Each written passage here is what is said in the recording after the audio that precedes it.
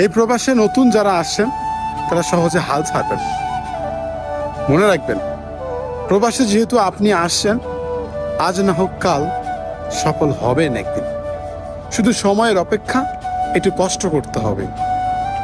সফল হওয়া যদি এত সহজ হইতো তাহলে মানুষ ওই বাড়ি ভিটা বন্ধক রেখে এই প্রবাসে আইয়া গোলামি করতো না মানুষের।